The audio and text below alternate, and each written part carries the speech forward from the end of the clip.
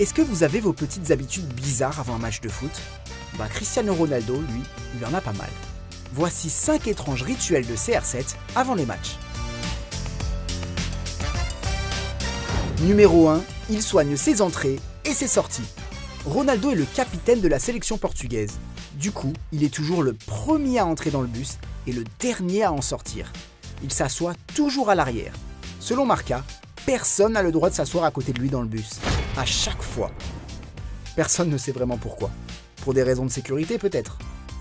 En avion, Ronaldo s'assoit à l'avant, avec Pepe, le défenseur sanguin, pour voisin. Toujours. Intéressant, mais bizarre aussi. Il entre sur le terrain en posant d'abord le pied droit, toujours. Il aime aussi être le dernier de l'équipe à entrer sur le pré. Bien sûr, sa coupe de cheveux a droit à une petite retouche à la mi-temps. Et puis, il a un truc vraiment bizarre avec le miroir. Numéro 2, miroir, miroir.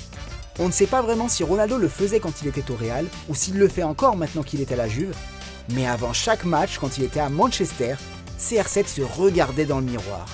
Il se regardait en silence. Ce n'était pas par pur narcissisme. Enfin, disons que c'était pas que pour ça. C'était aussi dans le but de se préparer pour le match à venir. Il est incapable de passer devant son reflet sans s'admirer. Wayne Rooney a observé Ronaldo dans les vestiaires d'Old Trafford.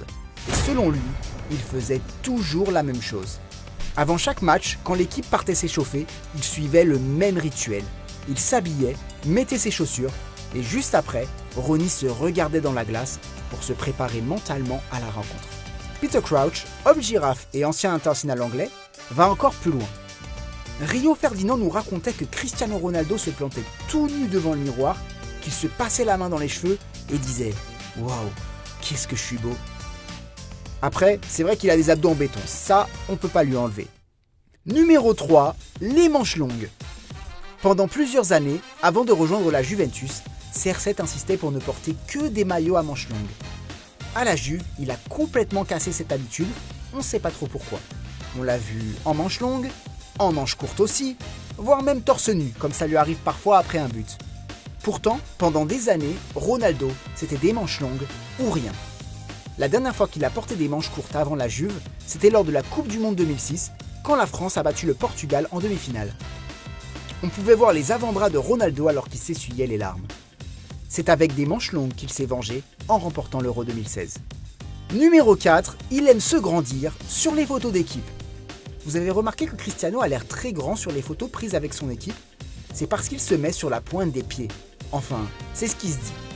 Il a été pris en flagrant délit juste avant un Real Madrid-Tottenham en 2017. Mais pourquoi un joueur qui gagne tout tricherait sur sa taille? Numéro 5, des exercices sans fin.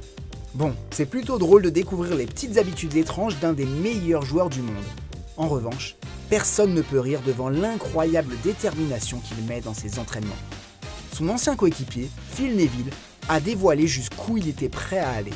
Après un match important en Ligue des Champions, il est retourné à Old Trafford à 3h du matin. CR7 s'immergeait dans un bain de glace pour reposer ses muscles.